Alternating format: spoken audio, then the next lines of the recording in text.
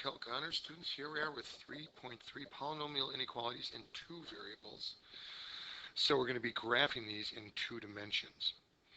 So first thing to remember when you do this, there's a two-step process, a little two-step here. Graph this corresponding equality. Even though you're starting with an inequality, graph the equality, because that forms the boundary of what does and doesn't work. And the line itself will be either dashed or solid. Use a solid line if it says greater than or equal to or less than or equal to. And use a dashed line if it's strictly greater than or strictly less than. Now the rest of the process determines which areas to shade. Do you shade above or you shade below? Well, you can use a test point. Actually test a point not on the equation. Don't test points on the equation. You want to see if the areas on either side of the equation work. So 0, 0 is usually good. But if 0, 0 is on your equation, don't use it. Or it could use functional notation. Shade above if it actually says y is greater than f of x. And shade below if you can solve it for y and says y is less than f of x. So that is handy, but a lot of times, sometimes your inequalities aren't expressed in terms of y is something in terms of x.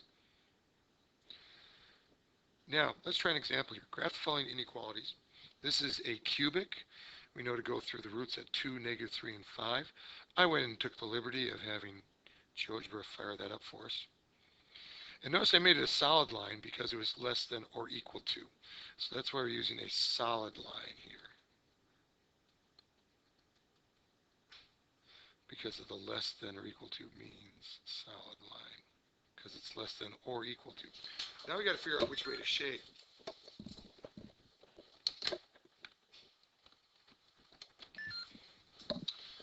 And we have two techniques. You can just use the less than or equal to, and since it's solved for y is less than, that means the y's will be for below. For any given value for x, the y coordinates will be below that. So we want to shade below.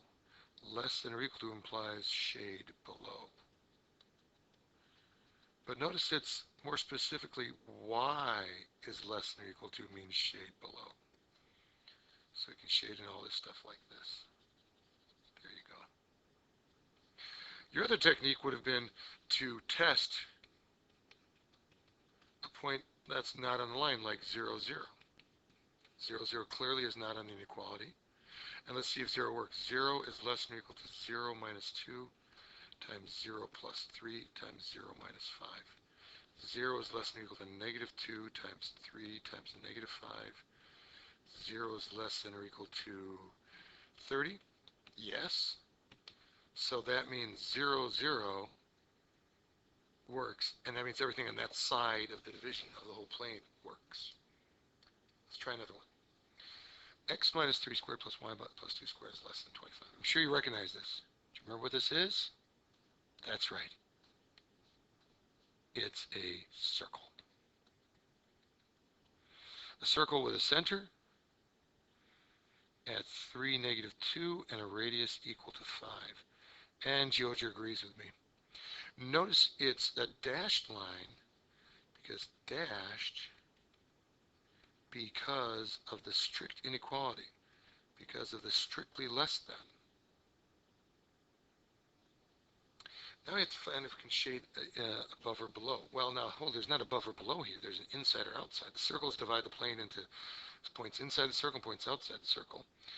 And so we go back to our testing. You can't really solve this for y. It's not a function, so you can't just strictly say it's above or below the function. So in this case, we're going to test 0, 0.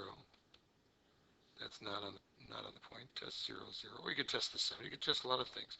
And I get 0 minus 3 squared plus 0 plus 2 squared is less than 25. 9 and 4 is 13 is less than 25. Yes. So that means 0, 0 works. And that means everything else inside the circle will work. Okay, systems of inequalities is where you have more than one inequality. So you got an extra step to do. You got to find the intersections of where the corresponding equations meet. And these intersections, you'd lose closed filled-in points if both inequalities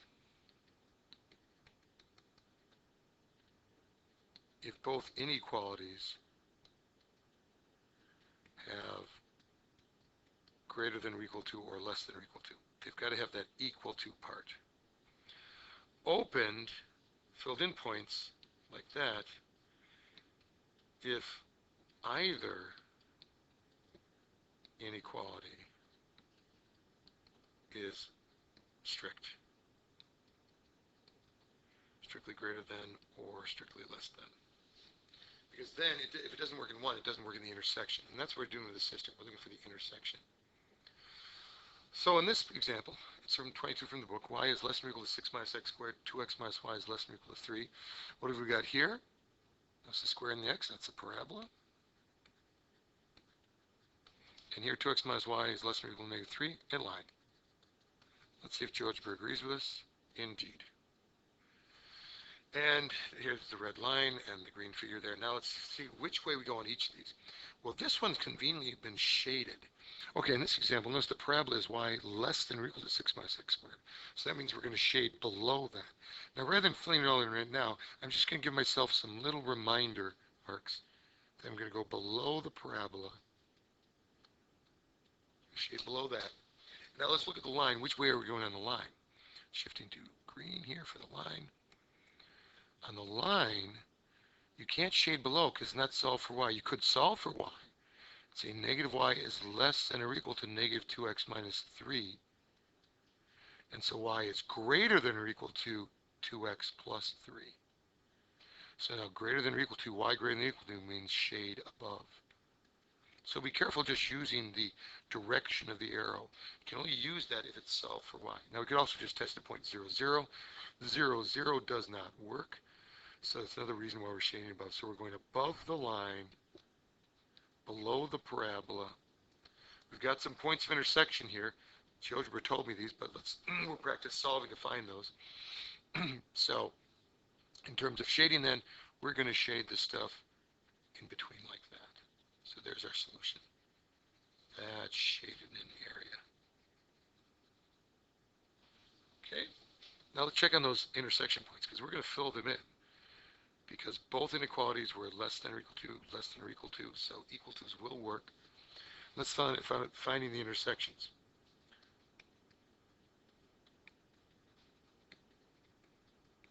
Finding the intersections. So we've got y equals 6 minus x squared. And you also have 2x minus y equals negative 3. So we're looking at the corresponding equations. So we could say 2x plus 3 equals y, and just set these two equals. 6 minus x squared equals 2x plus 3. So that's x squared plus 2x minus 3 equals 0.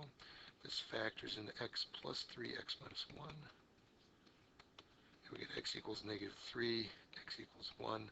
And you can go back into the equation to see the corresponding y's. Y then equals negative 3. If we put 1 in, we get 5. So we have points of intersection at negative 3, and at 1, 5. And I believe that's what we saw in GeoGebra. At negative 3, and 1, 5. Finally, let's wrap up with this. Absolute value of x is greater than or equal to 2. Absolute value of y is less than or equal to 4. You have to realize we're doing this in 2 dimensions. So it's not just stuff on the number line. From GeoGebra, we get the two vertical graphs. X is greater than or equal to negative 2. If we look at the corresponding equation, which is absolute value of x equals 2, that splits into two graphs. X equals 2 and x equals negative 2. And now we want to be greater than that, so we better test something in each area. Well, the zeros don't have big enough x coordinates, so we're actually going to go outside